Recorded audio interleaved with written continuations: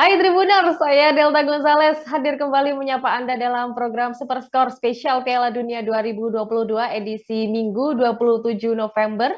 Dan kali ini kita akan mengulas sebuah laga yang mempertemukan antara Jepang versus Costa Rica. Ini laga dari grup E ya. Dan sudah bergabung dengan saya, mari kita sapa wartawan olahraga Super Bowl. Halo Bang Agus Rianto. Sore Mbak Delta. Dan juga ada Bang Oktora Feriawan, wartawan olahraga Tribo Jabar. Halo, apa kabar Bang Oktora? Halo Delta, halo. Aduh, semangatnya bukan main ini ya. Oke, kita juga tidak boleh kalah semangat dari Jepang yang memang sekarang sedang agresif saat bertemu dengan Jerman kemarin yang sukses mengalahkan Jerman. Kita tahu seberapa besarnya sepak bola Jerman sejauh selama sejarah sepak bola bergulir, akhirnya bisa dikalahkan oleh Jepang dengan skor tipis pula 2-1 tidak jauh dari Argentina dan juga Arab Saudi. Dan Jepang akan dipertemukan dengan Costa Rica di mana sudah luluh lantak dibantai 7-0 oleh Spanyol di laga pertama. Bang Agus, Jepang sangat tampil mengesankan di sini ya saat melawan Jerman, menang tipis 2-1 dan berdiri di jajaran negara Asia, berdiri di jajaran sebelahnya Arab Saudi yang bisa menumbangkan timnas-timnas di negara-negara besar. Nah, bagaimana pendapat dari Bang Agus soal penampilan Jepang di matchday pertama kemarin? Iya, pada matchday kemarin Jepang sangat mengandalkan kecepatan Ya. pemain-pemain yang rata-rata mereka miliki ya. Selain itu mereka mengedepankan kolektivitas tim. Uh, Samurai Biru ini juga menunjukkan mentalitas yang sangat kuat gitu. Ya. Walaupun mereka tertinggal 1-0 dari tim sekaliber Jerman, mereka tetap pantang menyerah dan akhirnya bisa membalas 2 gol di babak kedua.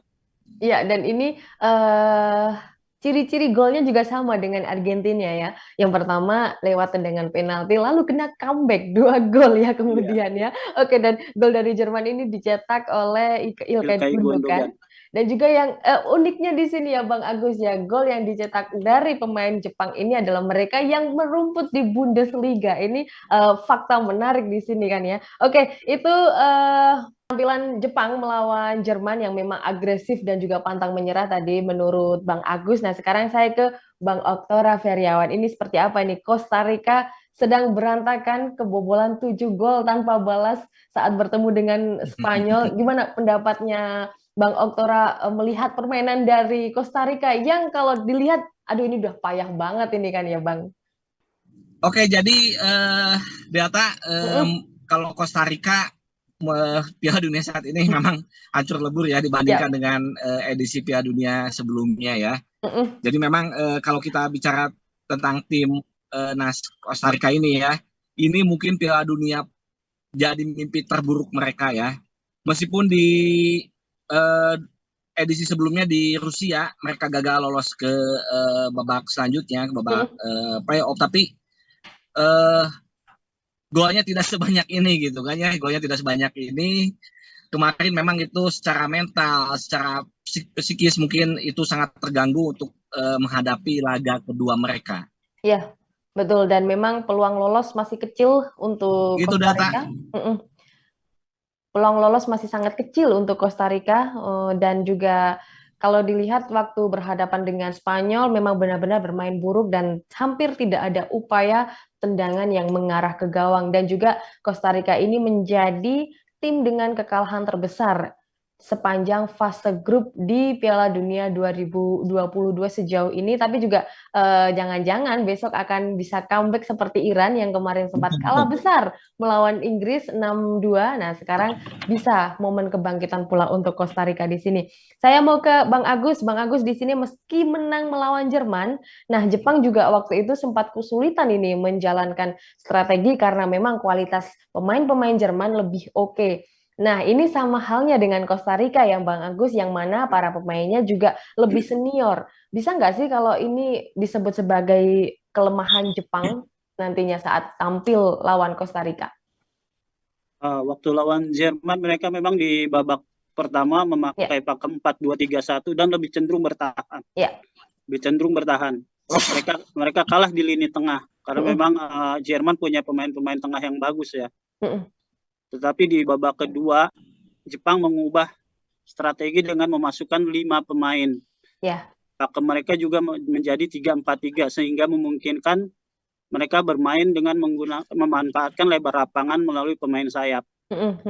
Terbukti dari strategi ini, 2 gol Jepang ini ke gawang Jerman berawal dari serangan sayap, dan kedua gol itu dicetak oleh pemain pengganti, Doan dan Asano. Dan ini saya rasa senioritas pemain Costa Rica tidak akan terlalu berpengaruh bagi Jepang, apalagi mental pemain Costa Rica saya lihat pasti sangat terpengaruh ya dengan kekalahan 7-0. Ya, Sebaliknya betul. mental dan kepercayaan diri pemain Jepang lagi tinggi-tingginya. Ya, betul Itu yang sekali. akan menjadi kunci. Apalagi benar sedang tinggi-tingginya, apalagi habis mengalahkan Jerman, dan sekarang di Ya. grup E kondisinya Spanyol di puncak klasemen dengan poin 3, Jepang juga dengan raihan 3 poin, sementara Jerman dan Costa Rica menguntit di bawahnya masing-masing di nomor 3 dan juga di peringkat 4. Oke, Bang Oktora Feriawan, kembali lagi kita ngomongin soal Costa Rica di sini. Di satu sisi selain jelas lini pertahanan yang harus dirombak habis-habisan oleh pelatih Fernando Sanchez, di sini juga Fernando Sanchez harus mengembalikan semangat dan juga memperbaiki mental para pemain dan tim yang sedang memang down setelah kalah 7-0 dari Spanyol. Nah, prediksinya bagaimana permainan Costa Rica saat ketemu dengan Jepang? Apakah perlu dirombak selain lini belakang yang memang harus perlu dirombak? Betul.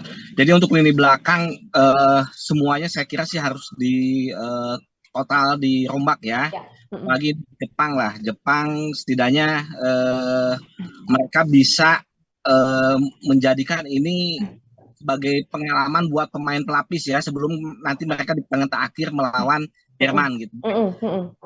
Francisco Calvo, Oscar Duarte, Brian Oviedo, Carlos Mantinero itu harus diganti semua, kecuali kiper ya, masih berharap Keylor Navas menjadi penumbuh semangat, penumbuh motivasi pemain tetap di lapangan, karena dia sebagai pemain yang cukup senior ya di Costa Rica. Yeah. Pelatih Luis Fernando Suarez ini betul di beberapa hari ini harus mampu mengembalikan lagi mentalitas pemain ya, karena meskipun mereka bermain punya skill, punya kemampuan, tapi kalau mentalitasnya udah down, saya kira itu akan sangat berpengaruh terhadap permainan Costa Rica di match selanjutnya melawan Jepang.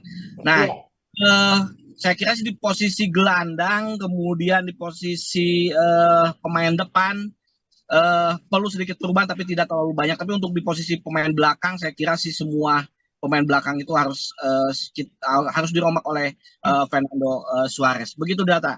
Ya, oke. Kalau diprediksi juga di sini Jepang tentunya akan tampil menyerang, akan tampil dengan ambisi dan bernafsu untuk bisa memenangkan pertandingan ini. Nah, prediksinya dari Bang Oktora, apakah Costa Rica layak untuk memainkan strategi menyerang atau justru akan bertahan habis-habisan? Karena Costa Rica di satu sisi juga harus bisa mengantisipasi serangan dari Jepang.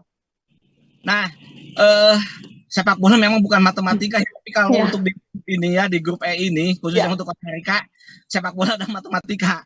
Artinya apa? Artinya sih saya kalau hitung-hitungan gitu ya, kalaupun mereka sakit, semua tim di grup E ini, Spanyol, Jepang, Jerman, Costa Rica di 2 pertandingan ini saling mengalahkan, saya kira sih Costa Rica akan cukup berat ya. Tapi meski demikian, mungkin ini akan menjadi ajang untuk mempersiapkan diri mereka untuk di Copa America dan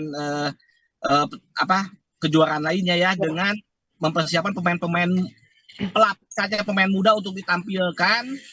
Biarkan apapun hasilnya, yang penting mereka punya stok nanti ketika pemain-pemain tua ini sudah tidak bisa dimainkan lagi, Fernando Suarez mempunyai stok pemain muda yang bisa menjanjikan untuk kejuaraan yang lainnya.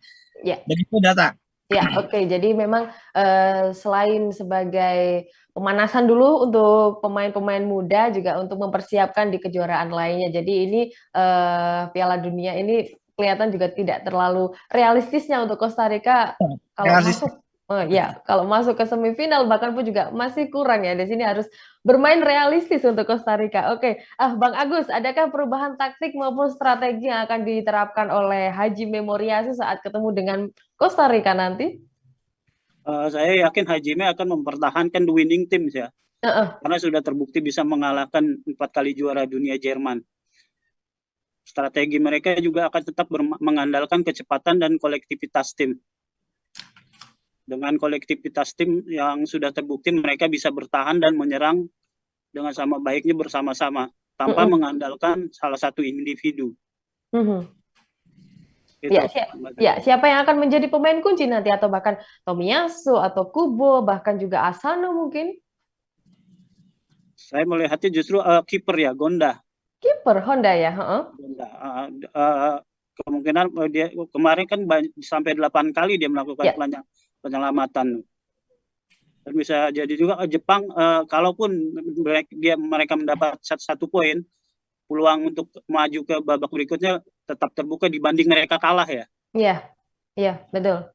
Oke. Dan juga tercatat di head to head terakhir tahun 2018 Jepang juga berhasil menang 3-0 dari Costa Rica. Kemudian kita bergeser ke 4 tahun sebelumnya, Jepang juga kembali menang 3-1 lawan Costa Rica. Itu dia dan pesan dari saya untuk Jepang, jangan buat Costa Rica berantakan lagi ya.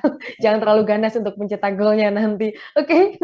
Prediksi skor ini jangan ganas-ganas ini Bang Agus dan Bang Tora ya untuk memprediksi skornya. Bang Agus berapa ini Jepang Costa Rica? Saya tetap berharap tim Asia Jepang akan terus menang ya dan melaju.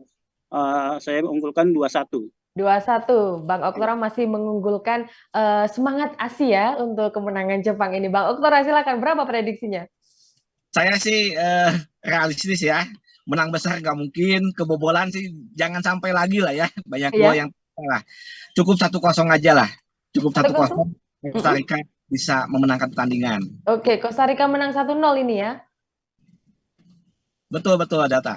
Ya, tidak apa-apa karena sebelumnya Iran saat kalah besar dari Inggris 2-6 juga langsung bisa comeback menang melawan di match day keduanya kemarin yang menang 2-1. Menang tipis banget tapi 3 poin sudah dikantongi. Oke, terima kasih untuk Bang Agus Rianto dan juga Bang Oktra Feriawan untuk ulasannya yang sangat luar biasa. Jangan sampai Costa Rica terpokeng lagi oleh Jepang ya di sini ya. Tribuners jangan lewatkan ya program Super Score edisi spesial Piala Dunia yang akan tayang di YouTube Tribun News dan juga Facebook kami di Tribun News.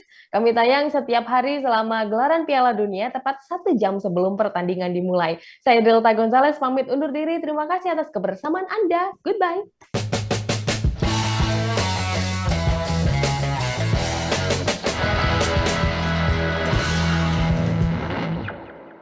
Terima kasih sudah nonton. Jangan lupa like, subscribe, dan share ya.